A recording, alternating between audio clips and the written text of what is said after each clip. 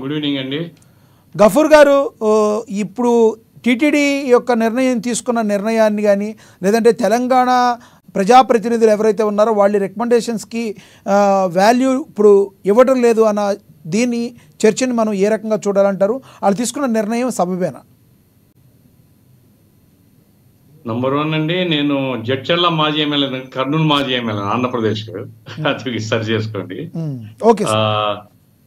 ఇప్పుడు అదే నేను కూడా చూశాను, ఒక సోదరుడు ఎమ్మెల్యే అక్కడికి పోతే ఆయనకు తగిన మర్యాద ఇవ్వలేదని, లేకపోతే మా వారికి ప్రాతినిధ్యం ఇవ్వడం లేదు, మేము లెటర్ రాస్తే పట్టించుకోవడం, అంటే వాట్ ఎగ్జాక్ట్లీ హ్యాపెండ్ నాకు తెలియదు. జనరల్గా ఏంటంటే ఉమ్మడి రాష్ట్రం ఉన్నప్పుడు తెలంగాణ నుంచి ఉత్తరాలు వచ్చినా కానీ ఆ ఉత్తరాల్లో ఉండేటువంటి వారికి ఒక లిమిట్ పెట్టి అటువంటి వారికి కూడా దర్శనంలో ప్రాధాన్యత, అంటే విఐపి టికెట్ తీసుకొని పోయేవారు. అట్లాగే రూమ్లు కూడా కేటాయించేవారు, రూమ్లు డబ్బులు కట్టి రూమ్లు తీసుకునేవారు. మరి ఇప్పుడు తెలంగాణ వారికి ఆ వసతి ఎందుకు ఇవ్వలేదు అనేది నాకు తెలియదు. నా పాయింట్ ఏంటంటే తెలుగు ప్రజలు అక్కడ ఇక్కడ ఉండేటువంటి వాళ్ళందరికీ ఆ రకంగా, ఎందుకంటే ఎక్కడి నుంచో వచ్చినప్పుడు వసతి లేకపోతే మనం ఏం చేయలేము, ఉన్న వసతిలో ప్రాధాన్యత ఎమ్మెల్యే ఉత్తరాలకు ఇస్తే మంచిదే, సంతోషం, అది ఇబ్బంది లేదు. అట్లాగే దర్శనానికి సంబంధించినంత వరకు విఐపి టోకన్స్ తీసుకొని అటువంటి ఎట్లయితే ఆంధ్ర వాళ్ళకి ఇస్తున్నారో ఆ పద్ధతిలో ఇదేమైనా 2 రాష్ట్ర ప్రభుత్వాలకు, ఎందుకంటే తిరుపతి అనేటువంటిది ఇప్పుడు పార్ట్ ఆఫ్ ఆంధ్రప్రదేశ్. ఇప్పుడు పార్ట్ ఆఫ్ ఆంధ్రప్రదేశ్ గా ఉన్నప్పుడు తెలంగాణ ప్రజాప్రతినిధులకు న్యాయం జరగడం లేదు అనేది కంప్లైంట్ అన్నప్పుడు 2 రాష్ట్ర ప్రభుత్వాలు మాట్లాడుకొని విధి విధానాలు నిర్ణయించుకొని, నన్ను అడిగితే అండి, ఇప్పుడు తిరుపతికి వచ్చేటువంటి భక్తులు ఎవరైతే ఉన్నారో ఏ రాష్ట్రాల నుంచి వస్తారో అటువంటి రాష్ట్రాల నుంచి, ఇప్పుడు తెలంగాణ నుంచి ఒకరిద్దరు బోర్డు మెంబర్స్, తమిళనాడు నుంచి ఒకరిద్దరు బోర్డు మెంబర్స్, కర్ణాటక నుంచి ఒకరిద్దరు ఉంటారనుకోండి, అప్పుడు అది మొత్తం వెంకటేశ్వర స్వామి దగ్గర పోయేటువంటి వాళ్ళందరినీ రిప్రజెంట్ చేసేటువంటి బోర్డుగా ఉంటుంది. ఆయా రాష్ట్రాల ప్రజల యొక్క విజ్ఞప్తులు ఏమున్నాయి, వాళ్ళకి ఇబ్బందులు ఏమున్నాయి, అట్లాగే వారికి కావాల్సిన వసతి సత్రాలు కావచ్చు, లేకపోతే ఇంకా గెస్ట్ రూమ్లు కావచ్చు, ఇటువంటివి ఏర్పాటు చేసుకోవడానికి ఆ బోర్డు మెంబర్స్ ఈ 2-3 రాష్ట్రాల నుంచి ఉంటే మంచిది అనేటువంటిది నా పాయింట్ అండి. ఆ రకంగా ఉంటే, ఎందుకంటే ఏ రాష్ట్రమైనా నమ్మకంతో విశ్వాసంతో అక్కడ పోయినప్పుడు చేయాలి. ఇప్పుడు పెద్దలు సార్ ఇంతకుముందు చెప్తూ ప్రజలకు అందరికీ న్యాయం జరగదు, కరెక్ట్, అది ప్రజలందరికీ న్యాయం జరగడం నంబర్ 1. అందులో ప్రజాప్రతినిధులు తప్పనిసరిగా ప్రాధాన్యత ఇవ్వాల్సి ఉంటుంది. కాబట్టి ఆ మేరకు ఎవరైతే తిరుపతికి రెగ్యులర్ గా పోతుంటారో ఈ చుట్టూ ఉండే రాష్ట్రాలు, ప్రధానంగా నాకు తెలిసి తమిళనాడు చాలా ఎక్కువ మంది భక్తులు వస్తారు, ఆంధ్రప్రదేశ్, తెలంగాణ, కర్ణాటక, ఈ రాష్ట్రాలకు సంబంధించినటువంటి ప్రజాప్రతినిధులను కూడా, లేదా ఆ రాష్ట్రాల ప్రజాప్రతినిధులు కాకపోయినా ఆ రాష్ట్రాల నామినీస్ ను కూడా బోర్డులో పెట్టుకుంటే అది ఎక్కువ ఉపయోగకరంగా ఉంటుందేమన్నది. ఇదంటే నేను లోతుపాతులు, నాకు టీటీడీ ఎట్లా నిర్వహణ జరుగుతుంది ఏమిటి, నేను ఎప్పుడు టికెట్ల వ్యవహారంలోకి పోలేదు, నేను ఎప్పుడు దర్శనానికి పోలేదు, కాబట్టి నాకు తెలియదు. ఏమైనా ఏ ఒక్కరు వచ్చినా కానీ తృప్తిగా వారి విశ్వాసాన్ని నెరవేర్చుకొని దర్శనం చేసుకుని పోయే పద్ధతిలో అది అందరికీ అందుబాటులో ఉండేటువంటి పద్ధతి చేస్తే మంచిదని నా అభిప్రాయం. అయితే దీన్ని ఉపయోగించి 2 ప్రమాదాలు నేను చూస్తున్నాను. ఒకటి ఏమిటి అంటే, మళ్ళీ ఆంధ్ర ప్రజలకు వ్యతిరేకంగా మేము తేల్చుకుంటాం, అసెంబ్లీలో మేము కూడా చేస్తాం, అది సరైనది కాదు.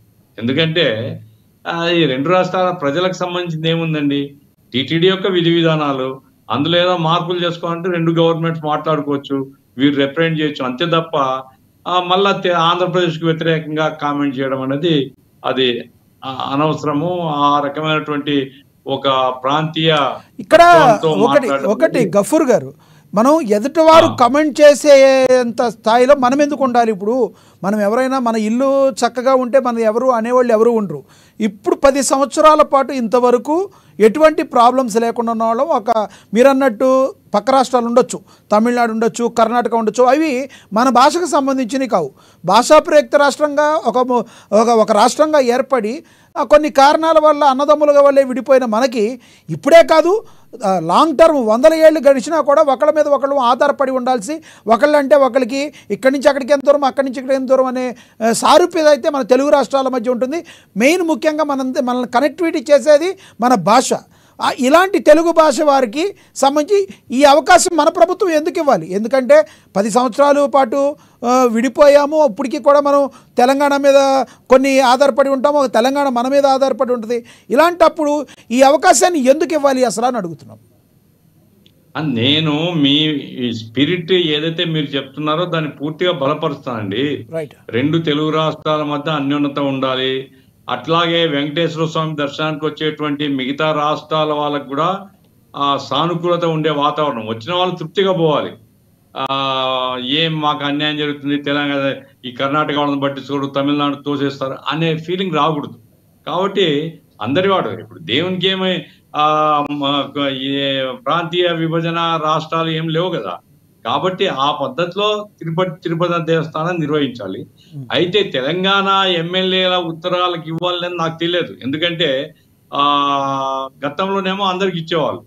ఇప్పుడు నేను సార్ ఆర్టీసీ బస్ ఎక్కుతాను, తెలంగాణ ఆర్టీసీ బస్ ఎక్కుతాను అనుకోండి, లేదండి మీరు డబ్బులు ఇచ్చి టికెట్ తీసుకోవాల్సిందే అంటారు. ఆంధ్రప్రదేశ్ ఎక్కుతాను అనుకోండి, XML ఫ్రీ ఉంది.